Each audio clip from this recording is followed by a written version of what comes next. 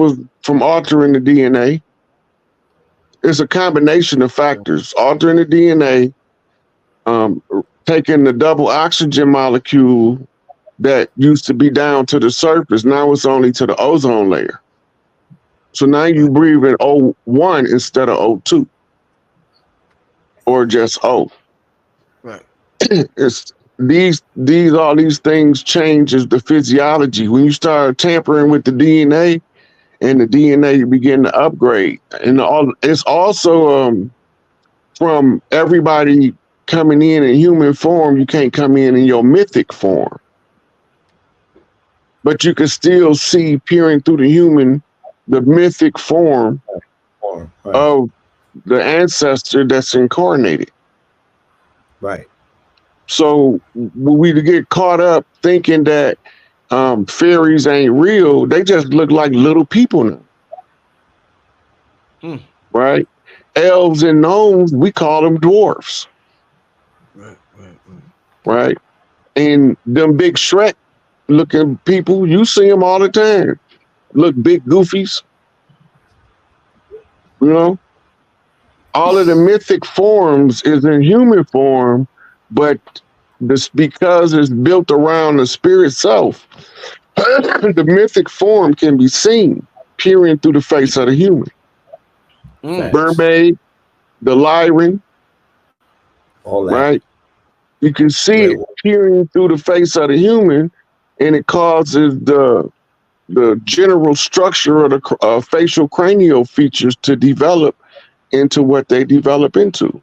As you begin to peer, I seen the devil. I seen an evil entity. Is that just their mythic form? Beyond the veil, and they start seeing they looking at themselves. Right. Especially when you look the first time you face to face with yourself, for real. For some people, that's the most terrifying reality they'll ever have. Being face to face with themselves. We call it shadow work. We call it facing your inner demons.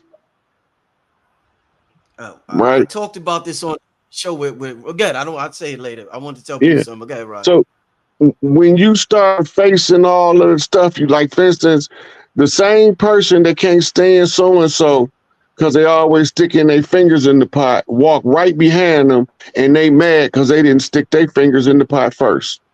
Woo. But they want to complain about him sticking his fingers in the pot, so they don't seem petty by just complaining about him sticking his fingers in the pot first. Oh man, some hella psychology.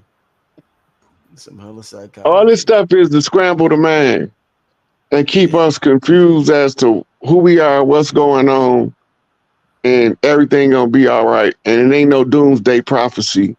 All them doomsday sayers and all that, they probably gonna be the ones with the doomsday for the dirt they did.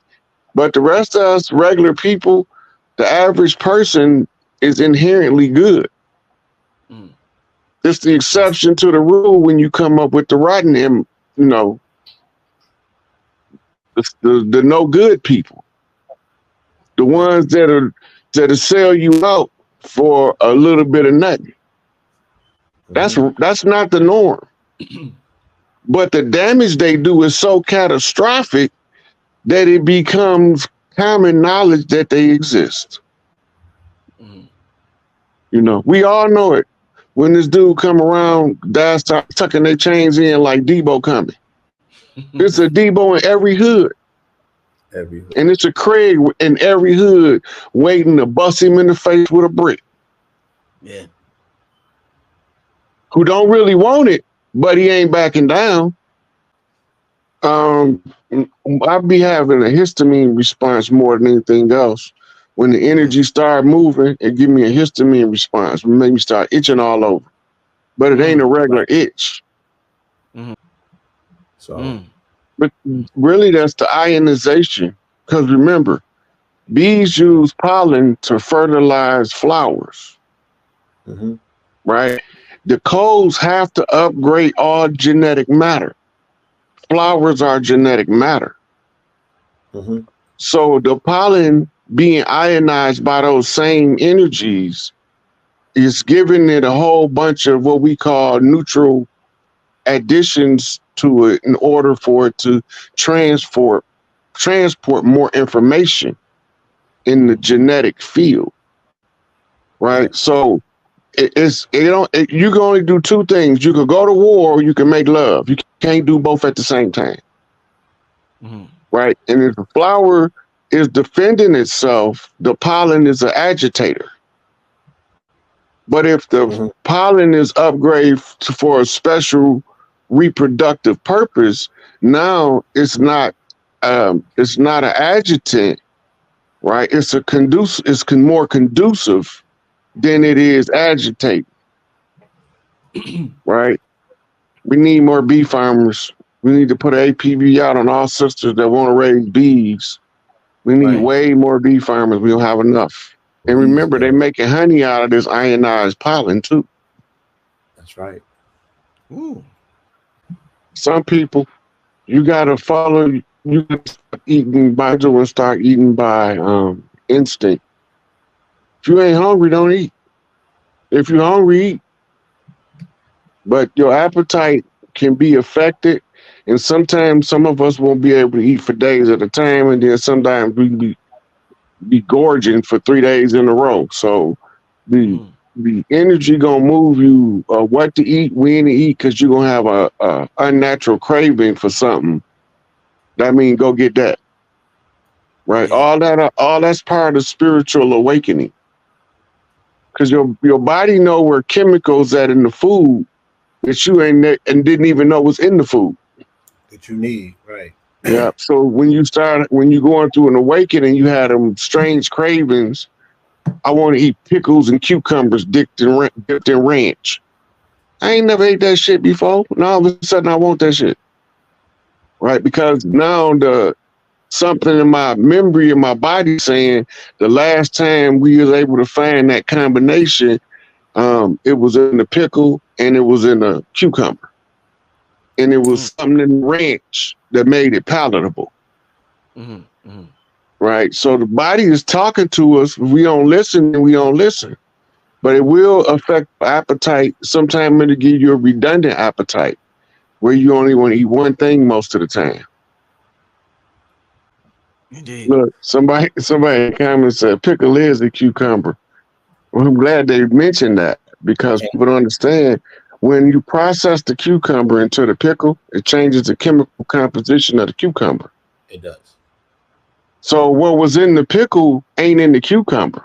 And what's in the cucumber is no longer in the pickle. Too different, right? Right. So because the chemistry's been changed. Right. So the body will put that together. Boom, boom, boom. Damn. Until right. That's a ritual in and unto itself. And then different cultures do it for different reasons. Right. When you read about them doing it in, I think it's the book of Obadiah in the Bible, they're doing it to represent grief. When you go to India, they put the sacred ash on their face. Right. And that's because Hanuman covered his whole body in sacred ash because he say, the way I'm made, I need a whole bunch of blessing. So he said, if a little bit of it is good, I got to cover myself with it because I need a whole lot of it for what I am. Right. And then you have the monks that emulate that. So you got different causes, different purposes for putting the dirts and the ashes on your skin. And some African tribes, they turn the ash into paint and put art on their face. But it's all for a different purpose. Peel mentioned something a minute ago about the feet. A lot of people don't know you have a chakra in the instep of your foot on both feet. Just like you have a chakra in each of the palms of your hand. And when you grounding, the earth is the most stable energy on earth. Everything else that's stable on earth had to be attached to the earth for stability. So if the energy is the most stable energy and you going through an awakening, you need to tie into the great stabilizer. The other strategy is the trees. Put your feet on the ground, sit at the bottom of the tree and lean your back against it. The tree and the earth is the two most stable energies we know of, because the nature of the tree is the stable energy. That's why the roots have to dig deep the higher the tree go. As above, so below, maintaining the balance. As far as for people ask for rituals, everybody got different spiritual paths that they walk. We can't give them one ritual for everybody, because your energy, you have to be into the ritual in order for it to be effective. If you faking it, the spirit gonna say, oh, he don't mean it, so don't do nothing about that. Right? But soon as you sincere, that's the feather of the heart and the weighing of the heart. It's your pure intentions. So if your pure intentions instruct you that you need to do a ritual, do the ritual however you feel like doing it. The most potent ritual anyway is the one you write for yourself. That's what they don't want you to know, so you can rely on their religious constructs and give all the energy to them that you can be using to make your best life. Keep your energy. Write your own ritual. Write your own sigils. Man, look, I know people in the north that come from the south that send home for the dirt. And it also could have been your genetic memory reminding you of something you did in the past life. Yes. Look, anytime you dealing with your inner demons, the first place to start is not gonna you how you gonna. But the first thing that you have to do is everything you hate in other people, make sure that it's not in you. That's your first step. Because your inner demon is the one always tricking you that you the one right when you wrong as hell. Damn. It's the first step. That's all you can do is take the first step, and the next step to follow. Once you go in a direction, you're gonna start walking the path. So you go through them first. See if you got any of that. You a kleptomaniac? You a sex addict? You know. Go through the 7 deadly sins. You a glutton? You lazy? Then fight that shit. If you find that you inherently lazy, every day find something to do.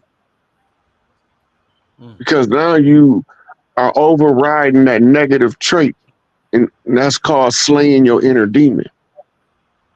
Also, your inner demon is unresolved traumas. As long as the unresolved trauma continue to affect your present life, you living with a demon on your back.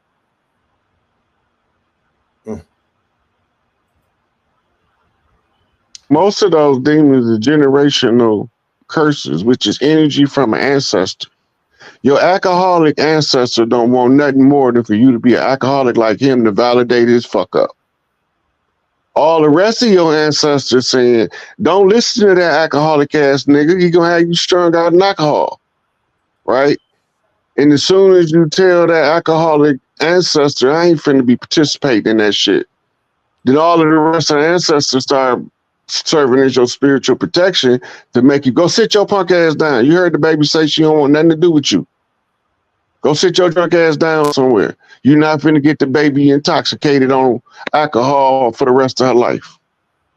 They'll correct it for you if you strap on your ovaries or testicles enough to tell that energy, I don't want you to use me as your outlet.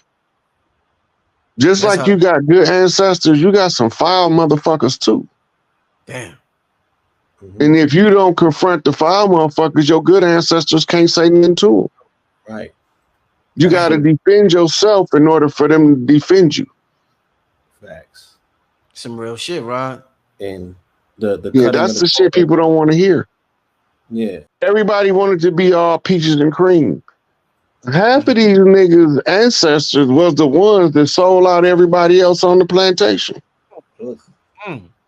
And now they over here trying to convince us that we from somewhere else so they can support that same bloodline bullshit.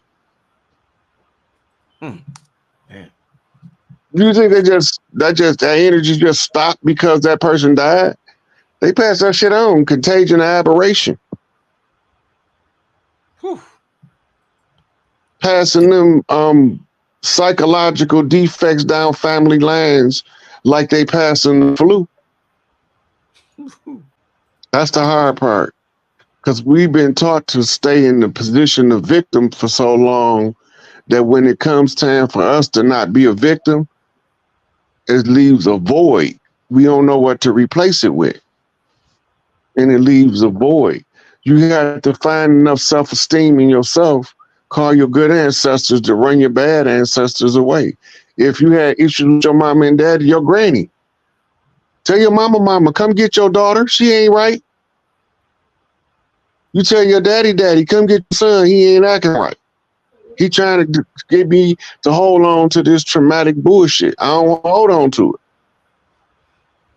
The only reason why we tormented by it because we keep reliving it. You can't undo it. You got to come to that realization. Since you can't undo it, then you have to surrender the hold that it have on you because you can't undo it. It already happened. Right? And because it already happened, you're not going to change it from already being done took place. You can only rechange how you respond to it. Right? It's just like now. A person walk up to me on some shenanigans, I'm going to give them every out before I chop them in the throat. But believe me, I can't wait till that last out is up so I can chop them in the throat. But I still got to do my due diligence to peacefully resolve the matter. Right. And when I see that me peacefully resolving the matter not going to work, throat chop. Lead with love, but master the throat punch. That's, because just because you trying to be righteous don't mean you ain't going to have to chop somebody in their throat or push their snot box back. That might happen. You think all these preachers, you don't think none of them get down and get down with you? They come from the block. Right, yeah. Some of these preachers will whoop the brakes off some of these gangsters. But because he thought that the church was the right way, he tried to change his life. You taking his kindness for weakness as if he wasn't a goon in his younger days. That's the same with people like us. I know I can look at Blue Pill and tell what he came through that was similar to what I came through. Same with you, Rich. And then it automatically give me an automatic built-in respect because, man, against all odds, we ain't even supposed to be here. Not doing this. Every prophecy about our lives when we was growing up, they said we wasn't going to make it to C21. Yeah. I'm 55 years old. How the hell I get here? Do a lot. Right, that part. You know what I mean? So that in itself, and then when I see y'all, I know y'all done been through similar background because we all have. And I was like, man, we got to be some cold pieces of work because we done went through some stuff and we still here. We ain't supposed to be here. Right. But we supposed to be here. The thing about activating the macabre, the average person right now is too lazy. We too fast food culture. The first thing you have to do is center all your energy to core. And that requires a certain level of discipline and mental control that the average person, when they start applying that level of discipline and mental control, abandon the project. It's hard. But goddamn right it's hard. Or else everybody have an active macabre if it wasn't hard. That part. And we always want the easy way to get it. Some stuff I can give you a shortcut. Like in resolving past trauma, when you look at life as life resistance exercises, the more trauma you went through, the stronger you had to be for the job you got coming up. If you look at it from that perspective, your past traumas become the weight in the weight room. Every time you leave the weight room, you don't take the weight with you. You just go in there to pick stuff up, put stuff down, and build your body. Your life resistance exercises the trauma you left behind. You lifted it while you was going through it. You done with that now. Move on to your next set and your next program. It's supposed to be hard. It's supposed to be painful. You gotta remember, we ain't got no emotions when we ain't in the physical. So we can't live in our emotions while we in the physical. We use our emotions to navigate life. It's a difference. If you're living in an emotion, you stuck in that emotion. It's the same as a car being stuck in one gear. Transmission need to be fixed. In this case, the transmission that needs fixing is the internal communication with the self. You got to ask yourself, do I want to remain the victim or do I want to turn myself into a conqueror? That's your choice. Personally. You know, so activating the macabre is not easy. I can give you 1,000 tips all day long about doing this part to activate this and all that, but most people are not going to do all that shit. It's too much stuff. It's just too much stuff. They're not going to do it. It's just like people be coming on Chief Whatnot, asking him about his airbending, how long it take him. He said, I've been doing this for this long. They said, that's too long. You got to start somewhere. Nobody won't take the first step, and they wonder why they can't get the journey of 1,000 miles completed. Because you won't take the first step. If you take the first step, you might end up on the curb in front of a taxi that's there to take you to the airplane to get you on the third journey to 1,000 miles in short order. But you thinking that the only way is to walk because you cut off your vision.